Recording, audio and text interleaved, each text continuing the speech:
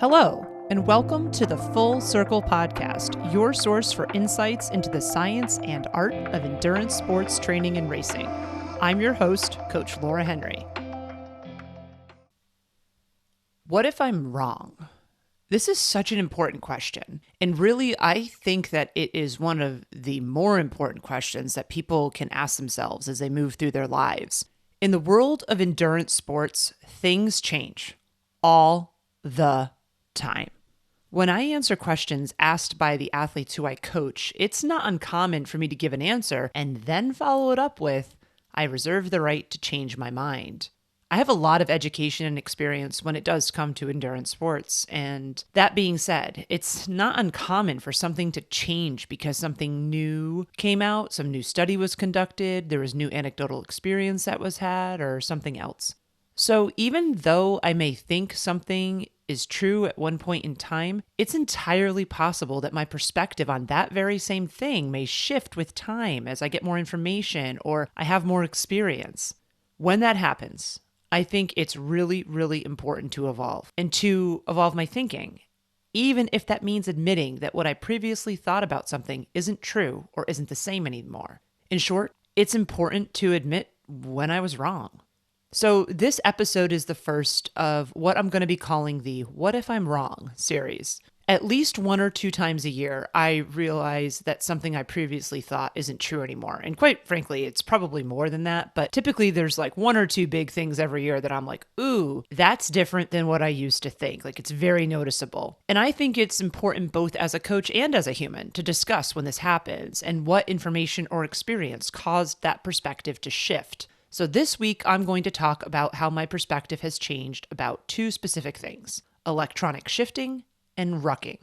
An electronic gear shifting system, more commonly known as electronic shifting, is a method of changing gears on a bicycle. Riders shift using electronic switches and buttons instead of using conventional control levers and mechanical cables. The switches and/or the buttons are connected by wire or wirelessly to a battery pack and to a small electric motor that drives the derailleurs, which switches the chain from cog to cog in the rear cassette or from chainring to chainring in the front, the big chain rings in the front of the bicycle's drivetrain. Electronic shifting has been available for consumers since 2009, and Shimano was the first company to develop it. They called it Digital Integrated Intelligence, and we know that more commonly as DI2. Campagnolo bought an electronic shifting product to the market in 2011, and then SRAM followed in 2016. Originally, all electronic shifting devices were wired technologies, but that has now shifted, pun intended, to be wireless technology. There are advantages and disadvantages to electronic shifting, and some of the advantages are that electronic shifting makes it possible to shift gears faster and more smoothly, and because the system does not use actual mechanical cables, it can calibrate itself, and it may require less maintenance for that reason. Some of the disadvantages of electronic shifting are that it is reliant on electronics, not mechanics, and that requires a battery and charging and all the things that come with that, and as anyone who does use electronic devices knows, they like to fail on you at the most inconvenient times, so that can be very frustrating.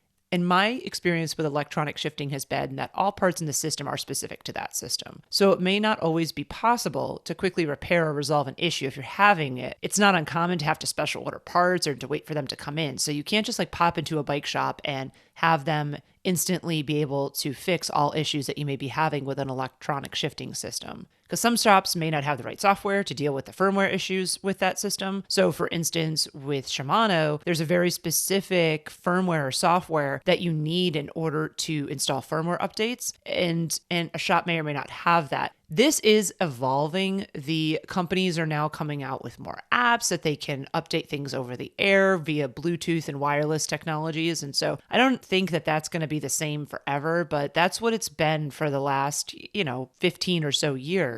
And finally, perhaps the most significant disadvantage to electronic shifting is that it is very expensive. It's an upgrade if you already have a bike that can cost at least $1,000 to $2,000. And that's a lot of money, especially when we're only talking about a single feature on that bicycle. I mean, a really important feature, but only one feature of the bicycle. There's a lot of other parts to the bicycle than just the shifting mechanisms on it. Should I get electronic shifting? That's a common question that athletes ask me. And up until about a year ago, I told athletes that electronic shifting was a nice to have. And then I also told them that it was best done as part of a new bike purchase versus an upgrade or an add-on later on. I honestly didn't think that the juice was worth the squeeze on it for most age group athletes. And so I want to make something clear. I have always believed and will always believe, I don't think my thinking will shift on this, that people can spend their money however they like. You have the money, you can spend it on anything you want. But when athletes are asking me about whether or not they should spend money on something, I take that very seriously. And that's especially true if the cost is high. I feel a responsibility when someone asks me my opinion to really weigh all of the considerations, and part of that is finances. And I know that athletes are coming to me because of my experience and that they're going to take what I say seriously, or I like to think that they do. And so as a result of that, I'm very thoughtful about the feedback I give and the advice I give, especially when it comes to spending money. I don't want someone spending thousands of dollars on something because I said it was a good idea if it wasn't actually a good idea and if it's not going to actually be helpful to them. I personally have had electronic shifting on my road bike since 2019, so about 5 years now. I got it as part of a new bike purchase that year, and it's definitely very nice to have. And for me, this is especially true because I have an impairment in my left arm that specifically limits my dexterity, and it makes it hard for me to squeeze and grip things. Since my arm and hand impairment happened, it's not uncommon for me to lose control of my hand or for it to stop working if I use it too much. I broke my arm pretty catastrophically in 2015, and I severed some of the nerves that control my fingers in my left hand, and I have limited use of some things. And while it looks fine to a lot of people, like there are some really specific things that I find really challenging to do, and gripping things for a long period of time, that does include bicycle handlebars, is one of those things. And then when I grip something for a long period of time, my hand basically fatigues out. The best way I know to describe this is it's like a dimmer switch on a light switch. Sometimes it's closer to full brightness and other times it's just like way down at the bottom. And that's literally because of the neurological impairments that I have in my left arm. And so when it starts working, it makes it really hard for me to shift and to brake while riding a bicycle. And I think that's for obvious reasons. Changing to electronic shifting delayed when my hand stops working.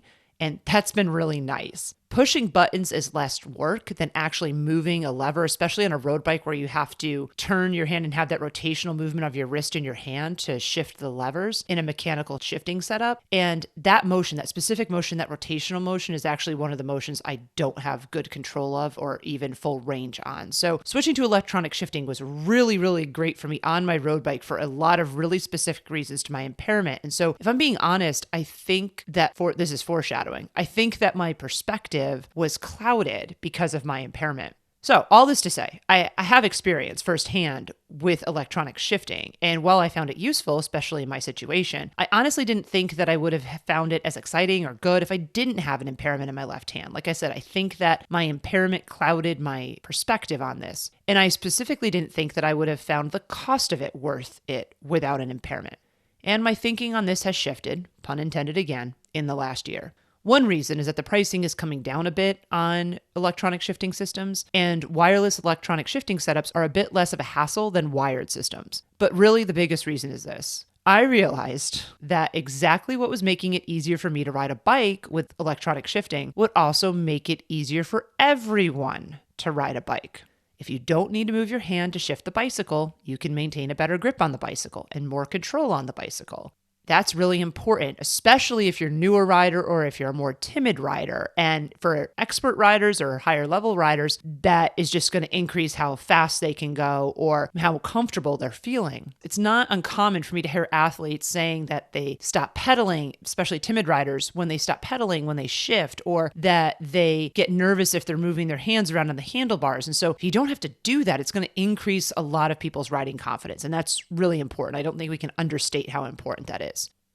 And this improves handling for everyone, not just me. Better handling is such a wonderful thing. So yes, it did take me quite a while, including 4 years of owning an electronic shifting system myself to realize this. But hey, better late than never. I was wrong. Electronic shifting is a good thing. That being said, I do stand by that it is cheaper and better to get it as part of a new bike purchase. An upgrade, it is still expensive. So if you are considering it and you are considering a new bike, I definitely recommend considering getting the option of the bicycle that includes electronic shifting. And rucking. What is rucking? Rucking is walking with weight. That's the simplest definition of what rucking is. And specifically, it's walking with a backpack that is weighted. And that backpack is called a ruck. A ruck is a backpack that military members use to carry their gear into field or into war. To be honest, when I first learned about rucking, I thought it was a way for people to make something simple, walking, unnecessarily complicated or hard for the sake of feeling like they were doing something hard or worthwhile. And I also thought that some people were doing rucking to try to recapture a period of time in their own lives. So perhaps as a soldier, a Marine, a police officer, etc. As someone who did have to carry 40 pounds of gear in addition to my body weight for a job, in my former life, I was actually a nuclear security officer at a nuclear power plant, and that job required me to carry a lot of tactical gear on my body, on my person. I didn't understand why anyone would intentionally want to recreate that in a civilian scenario or situation. It just seemed wild to me. It seemed unnecessary to me. So, in other words, I scoffed at rucking and I dismissed it, if I'm being honest. In 2023, I read The Comfort Crisis by Michael Easter. This is a fantastic book. I cannot recommend it enough. And I've talked about it and I've referenced it before. I even talked about it in episode 9, Face the Discomfort Dragon, if you want to go back and listen to that. In The Comfort Crisis, Michael Easter does a really deep dive on what rucking is and why it's something worthwhile. After reading that book, my perspective on rucking, which I had had for literally years, instantly shifted. What Michael Easter explains in The Comfort Crisis made so much sense to me. He talked about how soldiers have been carrying gear into battle and humans have been carrying heavy things for as long as we have been a species. So this is literally for tens of thousands of years. Humans are relatively weak compared to other animals, and we're not very fast. I knew that, but him talking about this in this context really hit home for me. Despite the fact that we're relatively weak compared to other animals, and we're not very fast, we became apex predators, top of the food chain. One reason is definitely the development of our brain. We are different than all other species on the earth this way. But another reason, which Michael Easter does talk about in the book, is our ability as a species to carry stuff over a notable distance. We are the only animal on Earth, and in the history of the planet Earth, that can do this. This gives us a tremendously huge advantage over other species from an evolutionary perspective. And Michael Easter writes, endurance, running, and carrying are, quite literally, acts that made us human. The human body is built the way it is so that we could slowly but surely run down prey for miles and miles in the heat until the animal toppled over from exhaustion. Then we'd kill it and carry it back to camp. This is why we have 2 legs, springy arches in our feet, big butt muscles, sweat glands across our body, no fur, short torsos, and strong grips. Anthropological data shows that females specifically are good at this, both because they have carried children throughout our history as a species, and also because they've carried heavy things such as water jugs and animal carcasses along with carrying children throughout our history as a species. So even in the present day, women are actually better at endurance than men. Dr. Stacy Sims's research backs this up if you want to reference her books Roar and Next Level. And this is one of the hypotheses why women have literally carried heavy things for a long period of time throughout our history as a species. As rucking relates to us today, Michael Easter discusses how rucking is cardio for people who hate running and lifting for people who hate the gym. Rucking combines endurance and strength. In other words, it's cardio and strength all in one activity. There are a lot of benefits to rucking.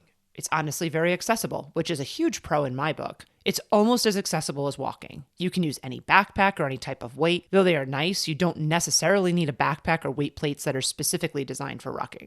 According to Dr. Robert Wormers, a bone disease specialist with the Mayo Clinic, the best way to stop and even avoid bone loss is to do aerobic walking where you're bearing weight. Weight bearing is really important. At the very least, it tells your body not to get rid of bone density or muscles. And in a best case scenario, weight bearing stimulates muscle growth and bone density by telling your body that it needs more of each to effectively carry loads. Once we reach our 30s, we have a decline in bone density and muscle mass for the rest of our lives. We can't stop this, but we can slow it down. And weight bearing is one of the ways we can do this. It's one of the reasons why I talk about how strength training should be the backbone of endurance sports training. It's so critical to try to preserve our bone density and muscle mass as much as possible throughout our lives, not only for performance as athletes, but just for overall health, mobility, and wellness. Another advantage to rucking is that it burns 2 to 3 times as many calories as walking. And listen, I'm not one who encourages movement and exercise for the caloric burn. In this case, I'm bringing this up because caloric burn is a way to demonstrate how much work you're actually doing when you're rucking. That's because caloric expenditure is a measure of work done in the human body. We burn calories, and that shows us how hard we're working. And so if we're burning 2 to 3 times as many calories as walking, it provides a nice illustration of how effective this is.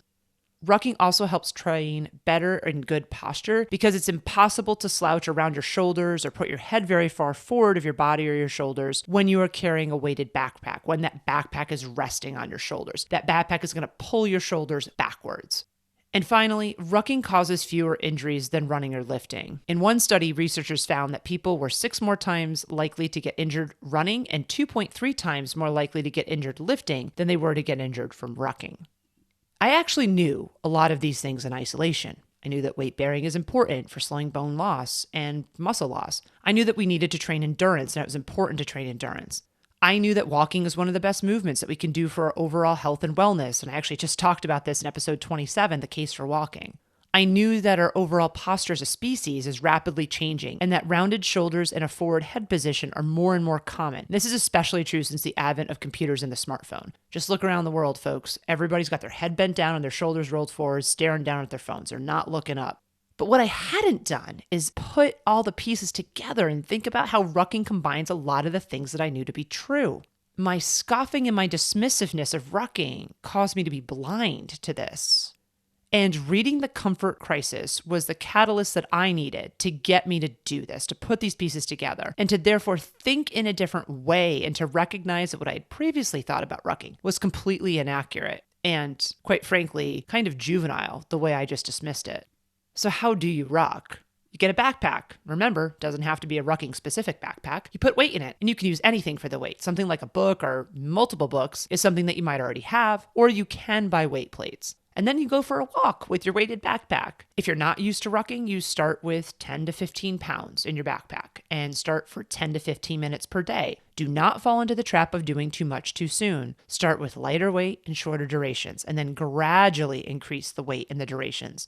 You can increase the weight up to 50 pounds. Numerous studies have shown that 50 pounds is a sweet spot where humans are able to still carry weight and be mobile and agile. More than 50 pounds, we start losing our mobility and our agility.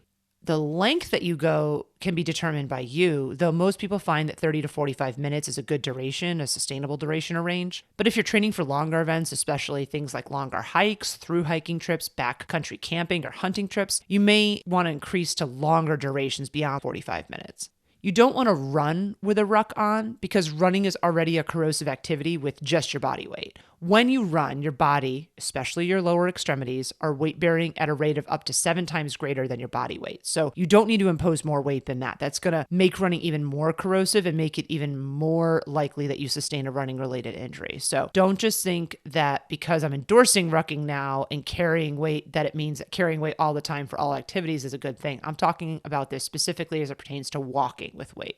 So the bottom line is, folks, we don't know everything. In fact, the more I learn, the more I realize I don't know and that I have yet to learn. Sometimes, paradoxically, I feel more dumb even when I know I'm acquiring more information and getting smarter and more knowledgeable.